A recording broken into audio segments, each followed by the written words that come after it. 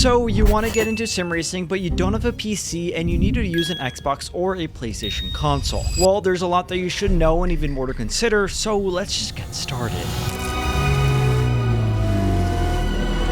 For starters, compatibility is the main thing that you're gonna have to look out for. While PC users have the freedom to use any set of pedals with any set of wheels, shifters, etc., console users do not. So the main thing that you need to look for is either PlayStation or Xbox compatibility, to be mentioned usually on the wheelbase. Moreover, the wheelbase, which houses the motor that provides the force feedback, acts as the central hub for all your gear. You see, while PC users can connect each accessory directly to their computer via USB, console users must connect everything, whether that be their pedals, shifters, and handbrakes, all through the wheelbase, as it's the only component that ultimately connects directly to the console. As you could imagine, another limitation is brand compatibility. On consoles, most gear from different brands won't work together. So for example, you can't use Fanatec pedals with a Thrustmaster wheelbase. This means that console users need to stick with one brand for all of their equipment, with only a few very niche exceptions. All of that said, let's now go over all of the options that you do have in terms of gear. At the entry level, Thrustmaster and Logitech dominate the console sim racing market. Logitech offers the G29 for PlayStation, typically priced around $200, and the G920 for Xbox, which is essentially the exact same product but designed for Microsoft's console. On that note, it's crucial to understand that console compatibility is strict at this level. Xbox compatible gear won't work with PlayStation and vice versa. So the G29 will only work on PlayStation while the G920 is exclusive to Xbox. And for what it matters, all gear is compatible on PC.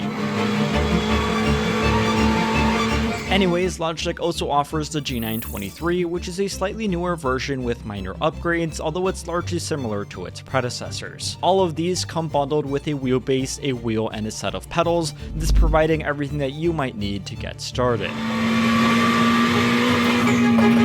While they're definitely not high-end setups, they offer a solid foundation for beginners looking to dive into sim racing without necessarily breaking the bank.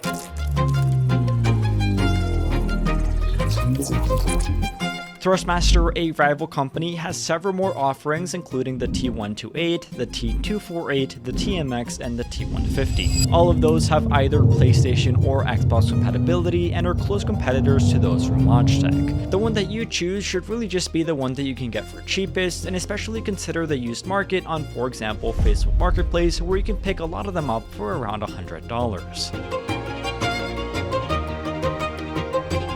All of that said, ultimately, if you're on Xbox, my main recommendation is the MOZA R3 Xbox Edition. It's pricier than those from Logitech and Thrustmaster, but it does give you a far better experience for not far much more money.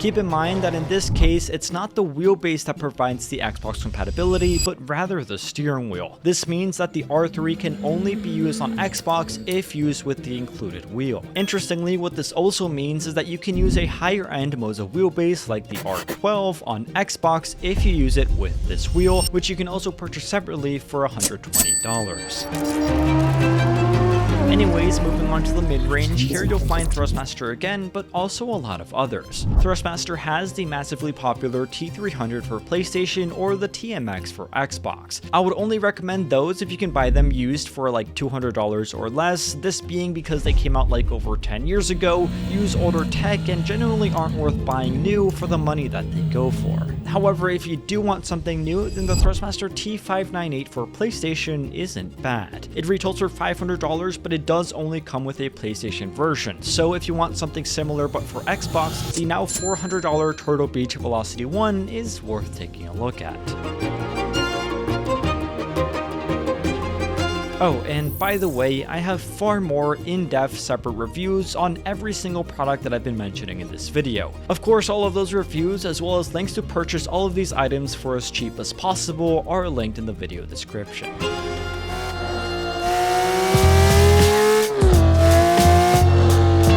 Anyways, my main recommendation for console players at the mid-range level is Fanatec CSL DD for Xbox or the GT DD Pro for PlayStation.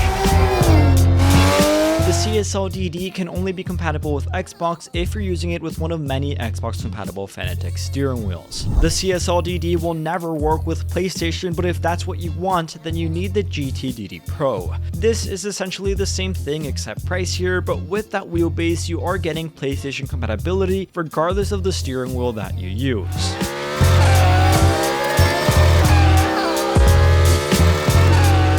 Thing about this wheelbase is that if you use it with an Xbox compatible steering wheel, you can use it on both Xbox or PlayStation, this being something that's extremely rare to see.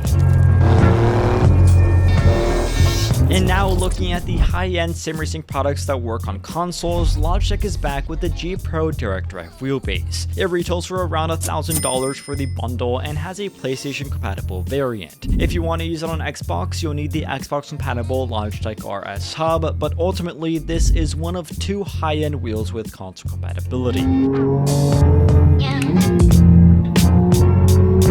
The other and the more popular one is the Fanatec Club Sport DD+. It's a high-end wheelbase with PlayStation compatibility, which can be used on Xbox if used with an Xbox compatible Fanatec wheel. What this also means is that with an Xbox compatible Fanatec wheel, you can purchase a cheaper Fanatec wheelbase and still have that console compatibility.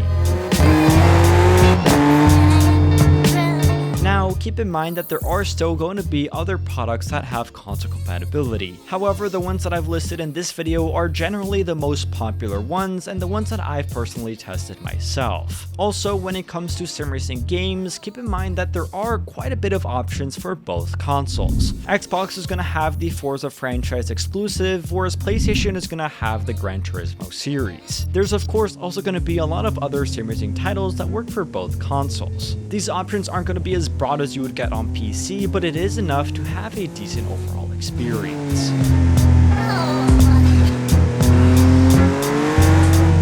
So, in conclusion, sim racing on a console undoubtedly presents some limitations that are worth knowing and keeping in mind. That being said, there's definitely no shortage in terms of what's out there, and I hope that this video has helped give you a better understanding of what might be right for your setup.